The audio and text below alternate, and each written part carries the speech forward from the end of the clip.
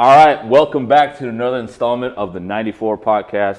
I'm here joined by my co-host today, Coach Chauncey. Oh, no, hold on. It's Friday the 13th. It's another episode of the 94 podcast, but we're joined here by Chauncey Myers.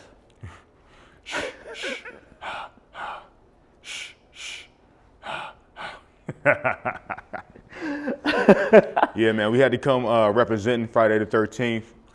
So we went ahead and made a theme out of it with my dog, Jason Voorhees. So we got the Friday the 13th Jason Voorhees mask on. We representing today. Let's get it. I love it. Jason Voorhees. That's awesome. It's Friday the 13th. It's cool to kind of just cook this theme up and then talk about what it means for a lot of franchises, Raiders being one, having a lot of scary moments. Boo. Yes, they're loved and they're hated. Yes. I mean, as a diehard 49ers fan, you in that black and silver is literally like wearing blood colors in the Crip neighborhood. You know what I'm saying? So I mean, it's fitting. It's Friday the 13th. Everything's supposed to be or should scary. I say, because the red and gold with my Niners. Ooh. It's like wearing Crip colors in the blood neighborhood, you Right. know, red and gold too. Kinda We dead and cold, you know. Your mascot is red and gold. You see what I did? I see what you Then it did. matches my real estate colors. I got my black, I got my red, my Yep. white on, representing, Representing. 49ers through and through, even to our company, team colors for our real estate team. This mask ain't quite cooperating with my big old head, but we gonna make it work. You were working with it. We gonna try to make it work. I like the lake behind you though. I mean, yeah, we got Crystal Lake in the building. Let me step to the side real quick. Don't step on the mic. Yep. Yeah, man, look at that. That's nice. We got Crystal Lake And in you the got building. a full moon. Full moon, the freaks come out at night, you know what I'm saying? So we in here, let's get it. Hey, there's a lot of drama in the LBC. Let's know that. I mean, Crystal Lake, Crystal Lake, CCL. CCL, All right, here we go. All right, here we go. All right, so we got some topics that we want to touch on, especially with Friday the 13th being a big theme today. We understand that Friday the 13th in sports history is known for both superstition and significant events. Particularly the number 13 itself. While some athletes, like Dan Marino, and teams may be wary of playing on this date or having the number, it's also the day certain milestones and notable incidents occurred. Let's go through these timelines. Specific examples with superstition. Many athletes and teams are superstitious about the number 13. Some players might avoid wearing jersey number 13 or have special rituals on Friday the 13th. In 1984, let's start with the first date. In 1984, Pete Rose collected his 4,000th hit on Friday the 13th. Obviously, nothing terrible happened to him, right? No bad luck for Pete Rose, right?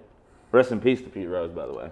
I mean, that's debatable. I mean, Pete Rose, he got into the gambling problems and then still not in the MLB Hall of Fame. So it's hard to say nothing bad happened to him.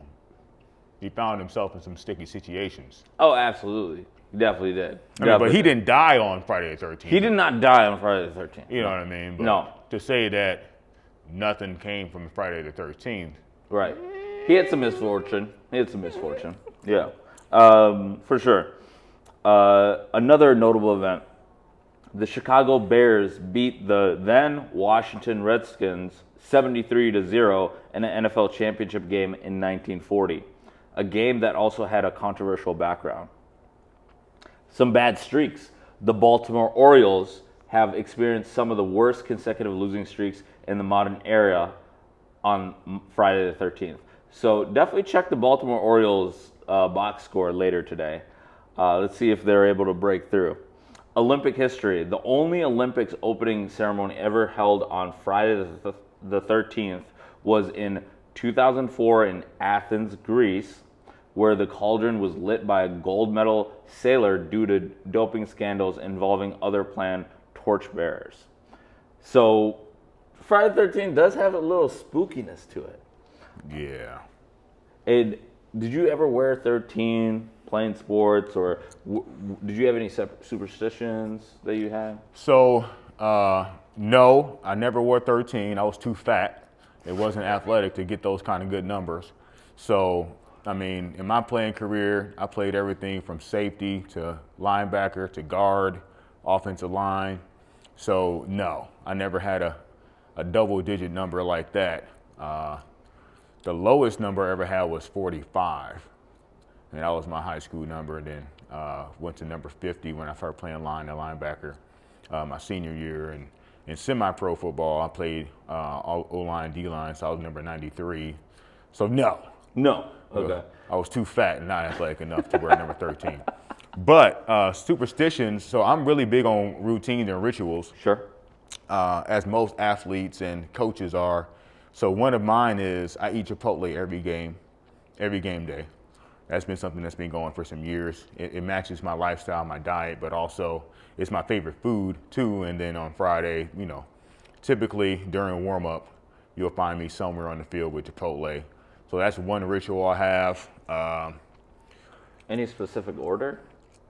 Oh yeah, I mean, I get pretty much the same thing every time. Every time. So whatever fancy chicken they got, like right now they got the hot honey chicken or whatever. Yeah. Ooh, that fire, boy. Yeah, it's fire. That thing is fire. Mm-hmm. The hot honey chicken or whatever it's called. Yeah. The fancy chicken that's going on at Chipotle. The fancy chicken that's going on right now. Yes, strongly recommend. So yeah, chicken is the base. Sure. I don't do any rice. Try to stay from those carbs. Sure. Cheese, sour cream, corn salsa, guacamole. That's good eating. If I'm feeling like a big boy that day, I'll do double meat too. There you go. Double up on the protein. Get the protein double up on that protein. For sure. Especially on a game day, 4 or 5 hour day. Yep. We got to get fueled up on that protein. You protein. got to get powered through. Yeah, man. Got to be ready. So absolutely, it's game day. That's my ritual right there.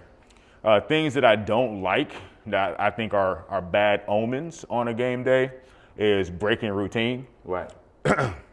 So having a consistent routine every game day is important. When the routine gets thrown off, just the juju and the vibes get weird. They get weird. As consistent and duplicatable as possible, and then just good vibes, good energy. Good vibes, good energy. So whatever. So if I'm mad at a player mad at me, or whatever, whatever we can handle Monday, sure, or the next day, let's handle it then. But during the game day, we all love each other. We all here to fight the same war. We're going to battle together. So whatever issues or drama or beefs are going on the team, we kill all that and go into the game unified, on a unified front to go out there and get the job done. Absolutely. So, there's a few right there. That's good. You gotta look good too. That's another thing. Got to look good. Yep. You gotta look good. Feel good. Feel good. You play good. Okay. Yeah. Then they pay good. Yeah. All right. Where they pay good. Right. Big ups to Dion, Coach Prime. Right, Coach Prime. But yeah, that's a real thing though. I mean, even as a coach, I'm not trying to say I got the most drip in the world. You know what I mean? But you want to look fresh, you know what I'm saying? Last year I went out and got me some Jordans and things. And I did check you out on the sidelines. You had some nice Jordans on. Yeah. My dog, his name is Sean Brown. I shouted him out. Okay. He made me some custom Hopkins football. Shout out to Sean Brown. Yeah. Jordan 1s. Those are dope. So yeah, you want to have a little drip going, feeling good. Absolutely. I'm big on sunglasses. Oh yeah, but sunglasses. So when I got me some fresh, royal and black sunglasses. The Oakleys, the giant ones. Yeah, those are smooth. I got some all black joints too. So when we rock the black, got the all black joints. Nice. So, a little something. A little something. But those are important. Those things are important for coaches and players and teams. Absolutely. And I let my kids, as long as it's within our team colors. Right. It's part of the uniform. Right? Yeah. I let them drip it out too. So you want to wear little armbands. And armbands. Whatever. Some coaches are really strict about that. I don't care. No, you let the kids. If that's gonna make them feel good and they're gonna play good, we're gonna have a chance to win the game. You welcome that. Come on. Come on now. As long as it ain't nothing stupid. Nothing stupid. That's right. Yeah. Come on now. Hey. All right. So that's my Friday the 13th. That's your Friday the 13th. Ritual stuff. Cool. All right. You know what was kind of, I would say, a comparison to Friday the 13th was the tuck rule.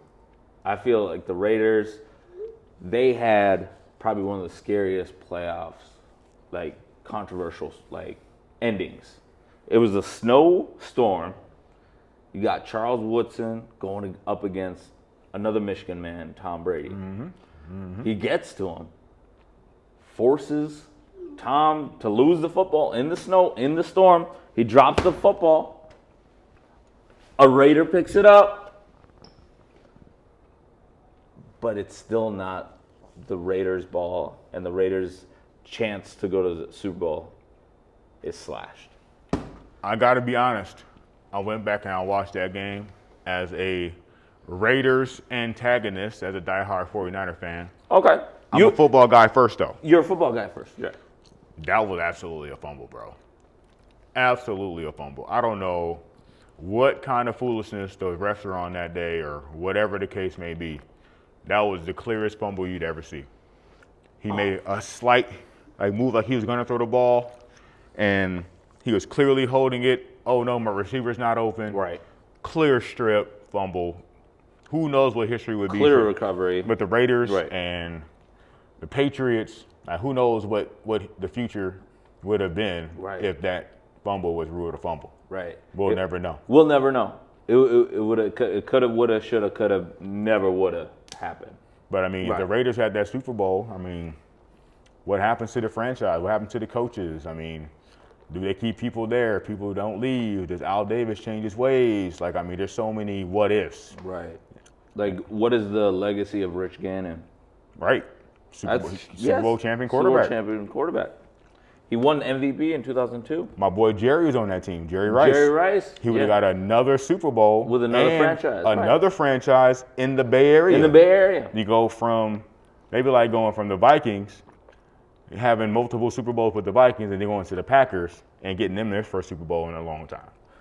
That would have been insane. That would have been a Super Bowl move. Yeah, Super Bowl move, right. And he was like 39 years old.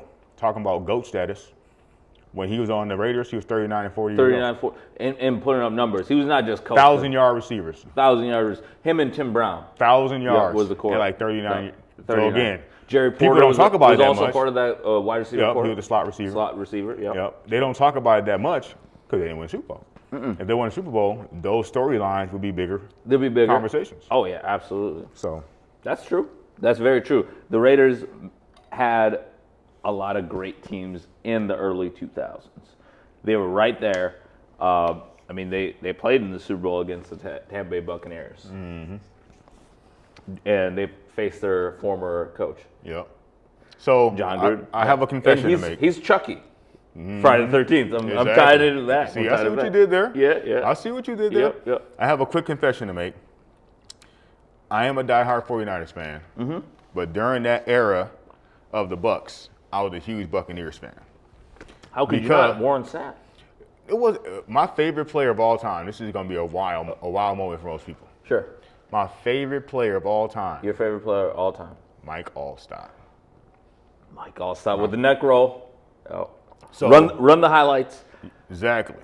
So with him being on the Bucs, naturally I rooted for the Bucs. So Niners first. Yep. Vikings second. Sure. Bucs third. Bucs third. So those are like my three squads those are your three at that squads. time. At that time. In that era. Right. I also like Eddie George too, so I like the Titans. Titans were cold. Yep. I kind of despised the Ravens because they were so cocky. So I wanted the Titans to kind of take the Ravens down. Yeah. But during that era, they were just unstoppable. They were unstoppable. That defense was something else. Ray Lewis and the boys. They were gladiators out there. Yeah. I mean, 2000 Ravens defense. Arguably the best defense ever. Him and Bulware. Ed Reed. Tony Saragusa. They had so many players on that team, man. Chris McAllister. Chris McAllister was the corner, for sure. They were stacked. They were stacked. Didn't they have Rod Woodson? Rod Woodson was also him and Ed Reed in the same set. Him and Ed Reed in the same set. Come on, what? They were the safeties. The safeties, right? It's ridiculous. It's ridiculous. He had T Sizzle. T Sizzle, young T Sizzle. Young T Sizzle. Yeah. Right. Crazy. So but yeah, getting back to Friday the 13th and just realizing like we got quarterbacks to look forward to. Mm-hmm. Which quarterbacks right now do you think their development is on the scary good side or the scary bad side? All right, here we go. Yeah. Homer alert. Brock Purdy. Brock Purdy. Anywhere number 13. Anywhere number 13. Ooh. So I'm just gonna. That's true. I'm gonna be really quick there. Very, very nice punch there. Yeah, Very nice punch. But what they've done in the offseason, See what you did. another year of experience, retooling the offense. He's gonna have a big year this year, and their defense is gonna be much better. That was the downfall last year. Yeah, that was the So downfall. if you look at Purdy's numbers, his passer rating was in the high 90s. Hard to be mad about that. Mm-hmm. He averaged the most air yards per pass. So people say, oh, he was dinking and dunking the whole time and he had all them good players. Like, no, he was throwing that ball down the field more than anybody. Right. Him and Jennings, I think they. Yeah, Jawan Jennings. Jennings. They had They've a nice got connection. a nice connection. Yeah. Yep. And then you get BA back this year. You got George Kittle coming back this year. You You got got Ricky healthy Pearsall. McCaffrey, So, not yeah. on the Madden cover. Speaking of curses, Exactly. The Madden curse. the Madden curse. That's real. That is real. It's a real thing. It's a real thing. So, yep, C-Mac was on the dang Madden cover and right on cue. Got hurt for more than half of the year. And even when he was playing, he wasn't nowhere near 100%. He was trying to gut it out. So, yeah, having C-Mac healthy, everything we got going on, good vibes. We got Debo out the building. He was kind of creating issues in the locker room and pouting about money and contracts and stuff. So, right. Purdy, watch out for Purdy. But besides Brandon that, Ayuk, yeah, BA's, yeah, he's going to be coming back healthy. he's going to come back healthy. But besides him and being a homer, I would say watch out for Jaden Daniels. He's my favorite young quarterback. Sure. Besides Purdy, of course. You know, gang, you know, gang. got to represent Purdy. But besides Purdy, Jaden Daniels, in all seriousness, he got it all. Dude. He does. He does. He got it I was talking to my friend, a big Commanders fan, and I was like, yo, y'all got the truth Yeah. in JD5. Yes, he's Y'all do. mobile. He's mobile. but he's a passer first. Yup. Which is a huge distinction. And he's calm. Calm as ever. Part of that is he's actually old for a rookie. He's like 25 years old. And he went through a transfer from Arizona Multiple. State. Yep, Yeah. multiple. Yeah, so to LSU. Yeah. Yeah, so Won a Arizona Heisman. State went to LSU, Yep. so he's been in multiple big places, played in a lot of big games. Right. So A lot it's of not a whole systems. Right. exactly, and he got a great coaching staff in Washington. Cliff Kingsbury could not have been a better selection for the OC. They put him in an offense that he's comfortable in. He's comfortable. That's coaching 101. Put your kid in a situation where he can be successful. Exactly. Do what he does Play best. to his strengths. 100%. Right. So I'm actually such a nerd. I actually go out and buy football books. So That's what's up. online, I forgot the guy's name. I would you love were to looking at a book last time we yeah. ran into each other. Yeah, here. Yep. so I got another one. studio. Yeah. I wish I can find it really Shout quick. out to the CCX Studios, by the way. Great job. I love that. The Crystal Lake. Mm-hmm. Shout out to Dustin. Appreciate that. There's a football nerd out there who makes super detailed schematic books you can actually buy. He does his own analysis of team offenses. Sure. And the book's like this thick. Like, Okay. seriously, It's like a decent this is read. not a high level thing. No. So long story short, the 2024 Redskins offense, he broke it down. Sure. So like super duper in detail. Right. And I went through and read most of the book already, and it's pretty smart. Again, Right. it's simplistic in its approach, but it's a lot of like, read options and Sure. like, kind of quarterback driven runs that are friendly to him. Sure. Bubble screens, Right. kind of simple things that make him feel comfortable. Right. And then when he's in that situation where he can feel comfortable like that, then he's do what God called him to do. His God-given ability and talent just takes over when he's in a place where he's that comfortable. A lot of quarterbacks, especially Right. younger ones, they get overwhelmed and they feel like, dude, like I'm thinking so much I can't play. Mm-hmm. That's one of my big philosophies as a coach is your kids should never be on the field actively thinking. They should be reacting. Reacting, moving. Playing instinctive. Right. Playing fast. If Right, they're not playing playing fast, that means you're thinking, they're trying to process. Sure. And they can't be effective and definitely not to their potential. No. So they did that for him right off the bat. Like, screw all this super long play call verbiage and all these complex ways of running things and 16 different options for everything. Like, look, we're going to put you in a situation where you can play fast, be comfortable, and you've seen what he did. Now, imagine what he's going to do in year 2. It's going to be scary. It's going to be that much better. Yeah. So he's my favorite young quarterback. For sure. I would love to see C.J. Stroud bounce back. He had a solid year last he year. did. But for The a offensive number, line didn't hold up. yeah, for a number of reasons, kind of like Mahomes, a couple years back. I mean, shoot, even in this Super Bowl, in the biggest moments, his offensive line wasn't there to support him. Right. So that's what C.J. faced a lot this year. Sure. So they went out and got him some linemen. So he should be better this year. They got Stephon Diggs out of the building. Sure, yeah. He's now with New England. And then now they got Nico Collins and Tank Dell coming back.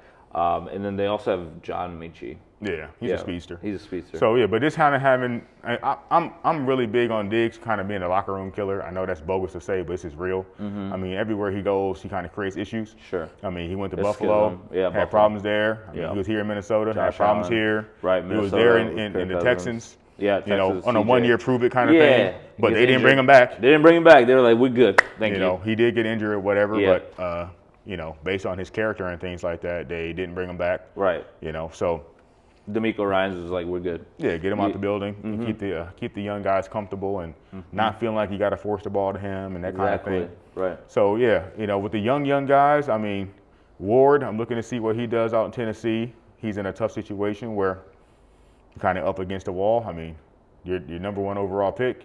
You're going to the worst team in the league in most cases. Right. So don't have a whole lot of support. So I don't think he's going to have a super huge first year, but I would love to see his potential flash. Right. You know, Shador, obviously a big Cam topic Ward. of discussion. Yep. Cam Ward. Yeah.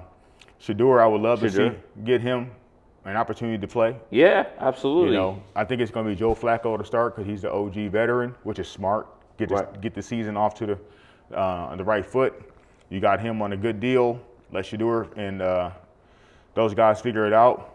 But I think he'll be number 2 quarterback when it's all said and done for training camp. Yeah, and and Joe then, Flacco. Yeah, behind Flacco. Something Yep. happened to Flacco. He goes down, not playing well, put Shador in. And then I think Shador takes it from there and never looks back. So those are kind of my big storylines in my mind. And then the last one would be Caleb Williams. Caleb Williams. Okay.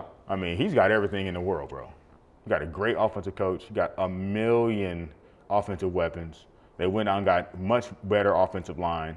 So it's on him now. Like, there's no more excuses for him not to be. Now, he's not going to be Mahomes, don't get me wrong. No. But he should take a gigantic step forward, and they should at least be competing for the playoffs or be a wild card at the minimum. They got former Kansas City Chief Joe Thuney on the offensive line for Caleb Williams. Yep. So, and I think they got some cats from the Colts, too. One of the linemen from the Colts. Okay.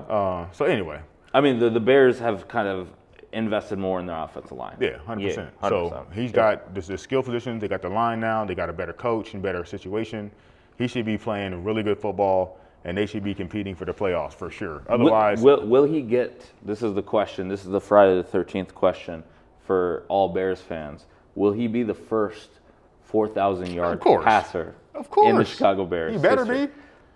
He better crack 4,000. Right. He better crack 4,000. Right. Now, I'm not saying he's going to break the all-time passing. No. But he's got to crack 4,000. With his ability and all the talent he has, come on. Can't hold on to the ball, though. I think he can for sure do that this year. Yeah, he should be able to do that. He should be at like 4,000 yards.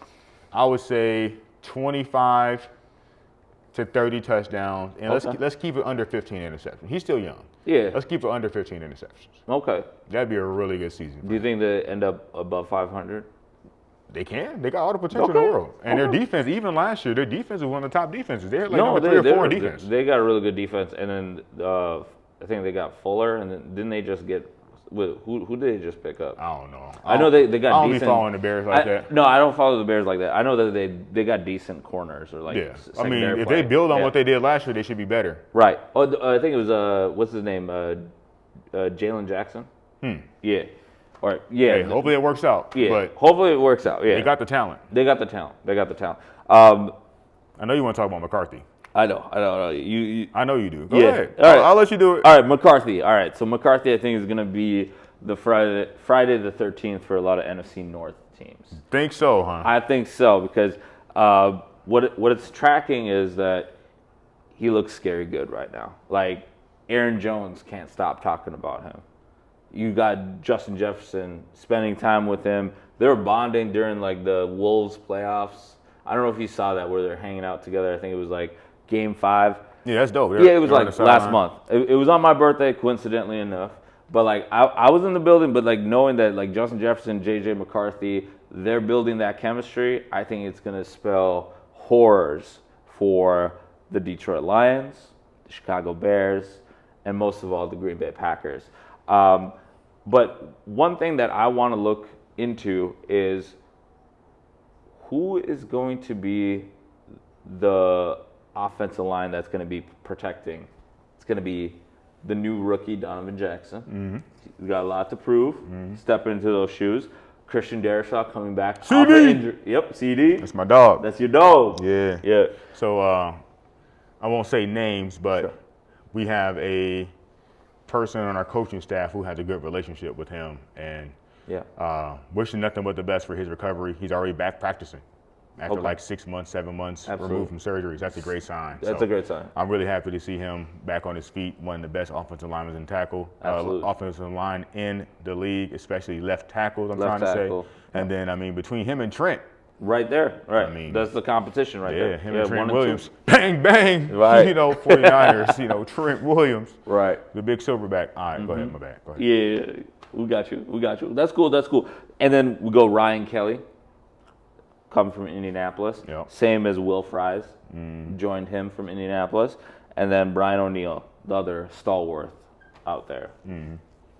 So, like, overall, I think you will be able to really understand that J.J. McCarthy is going to be behind a solid offensive line. Yeah, I think from a situation standpoint, having KOC as a coach, having all that talent around him as the skill positions, I mean, T.J. Hawkinson, I mean, J.J., Jordan Addison, I mean, all these cats, I mean, you got great running back room as well. You got a great O-line.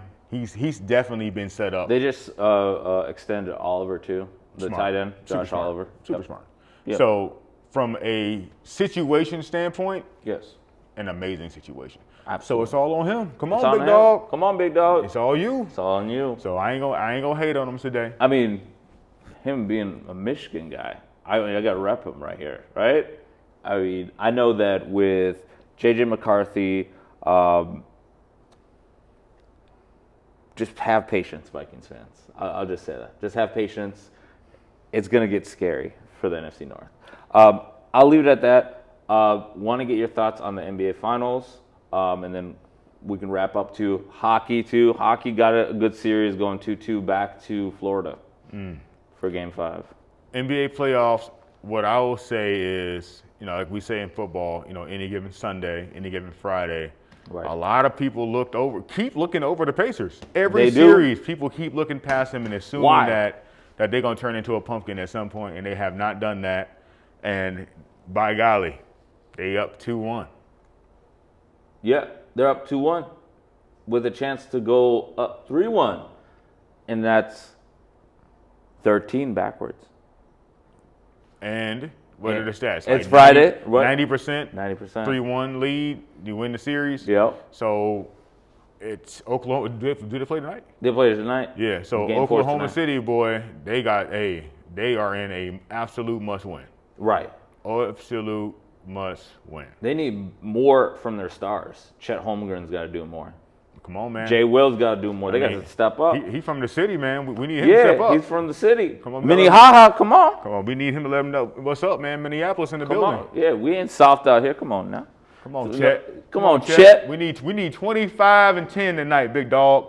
And we need you to hit at least 4 to 5 threes, man. You got to stretch that court. Get some space for SGA. Go do his thing.